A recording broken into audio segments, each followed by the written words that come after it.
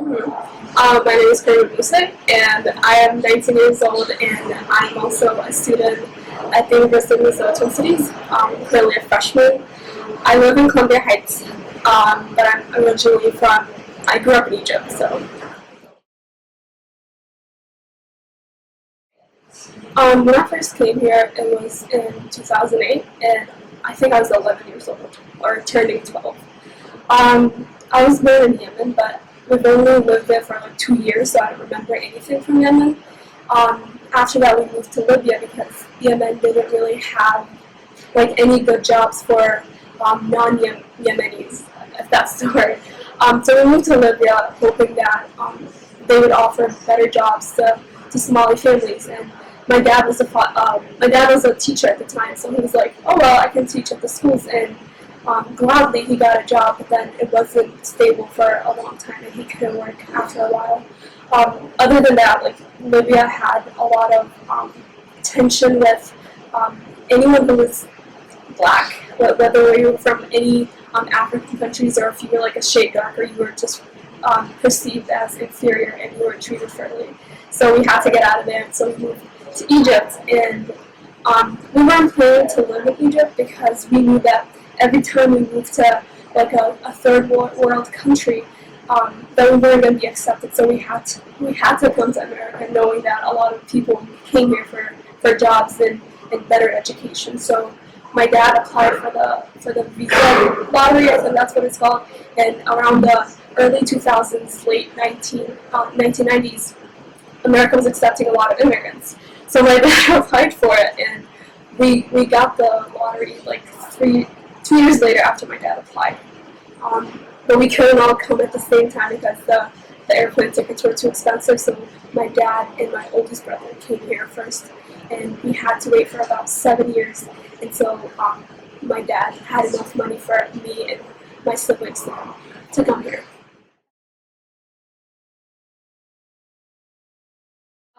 Okay, the entire idea of like American society was basically what I've seen from TV.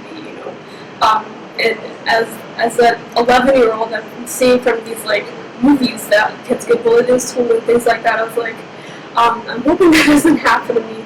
But outside from like the high school image, it was a sugar-coated idea of a perfect life, a perfect house, a perfect job, and just like the sugar-coated idea of how life is actually lived here, especially when it comes to immigrant families. But once I came here, it was an open-minded experience because mainly I did see how much my parents struggled to find a job because there's always going to be like a language barrier or a culture barrier in between them and the people they work with. So there's always been a pressure on me and my siblings to get a job during high school and get a job after college like right away because you're expected to earn a living like really quickly and take the burden off. So the perspective changed a bit. Okay, at home my parents always made sure that my siblings and I speak Somali because they didn't want us to lose language. And that hasn't happened because we consistently were respectful to them and obviously wanted to speak in Somali at home. But because me and my siblings also grew up in Egypt, we spoke Arabic. But only when we were like hiding something from our parents, so we would speak in Arabic, in front of them, so they wouldn't know what we were saying. But outside the house, mainly English with my friends.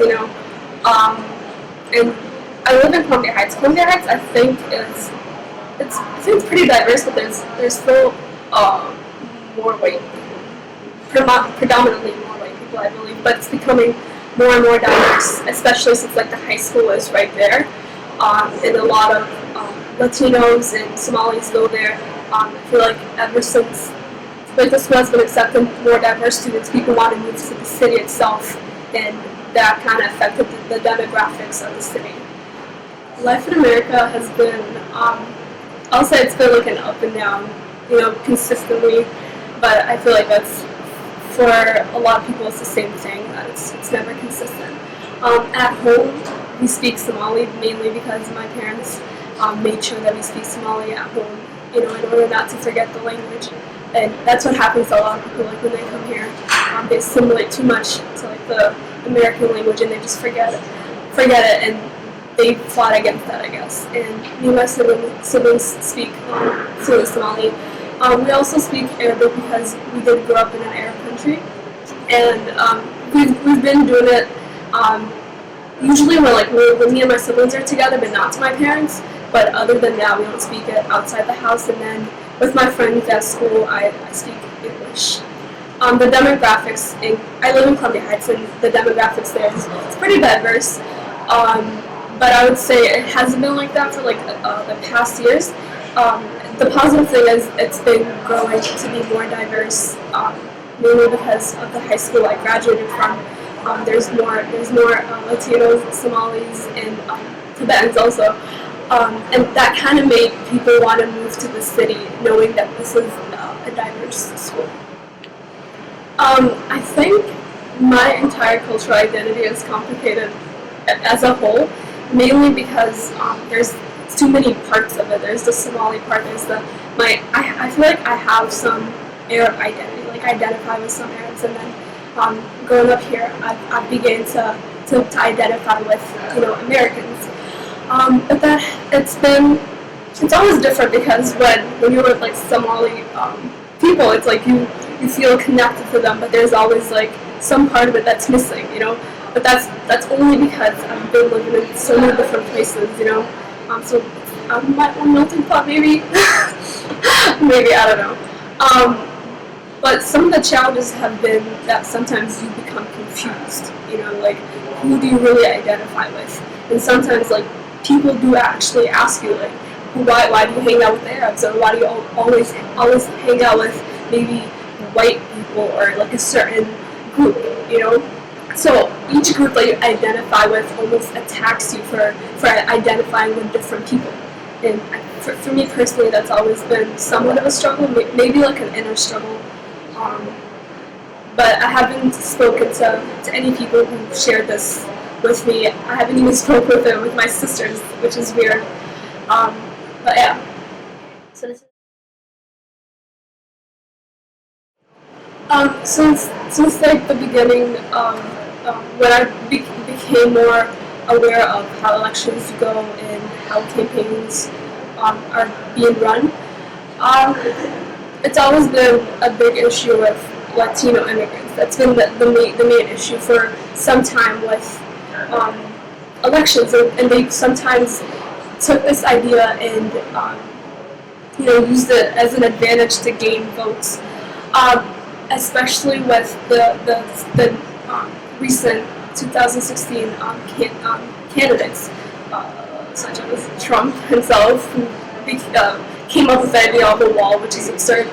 That was the main focus for a while, and then when the Paris attacks happened, I feel like everyone started noticing the Syrian refugees. But when the war has been happening for years now, nobody really paid attention to it. But since the Paris attacks happened, that's been all over the news. And the refugees have been getting a lot of negative attention instead of empathy from, globally. And it's been the opposite. It's been negative attention. I believe before the Paris attacks, a lot of European countries were accepting thousands and thousands of Syrian refugees, but because of that attack, they're not really taking in that many refugees in. When it comes to America, I believe almost like 30 states signed or are against getting Syrian refugees, and it's really sad because this entire country was built on immigrants. So why do we not? Why are we promoting more people to come in and get a safe haven from war or whatever that's happening? So it's kind of sad, but I'm a bit optimistic because Minnesotans, a lot of Minnesotans are for it, and I think we're petitioning for 30,000 and plus Syrian refugees to come in. Yeah. Thank you.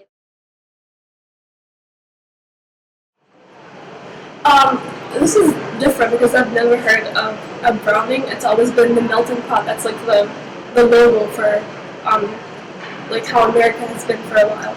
I've never heard of browning, which is, I think it's kind of cool because the idea of a melting pot almost is sometimes disregarding certain um, ethnic groups or cultures, because you can't really melt in all of the cultures and stuff, but we can um, accept each other, like embrace it. With the browning idea, I actually like it because it makes me feel like one day I'm not always going to be referred to as minority. And you know how they always talk about as a minority, all of these statistics go against you, and it's almost like all these statistics are shouting against you, and they're almost putting you down. But to know that sometime in the future it's not going to be like that, it makes me optimistic.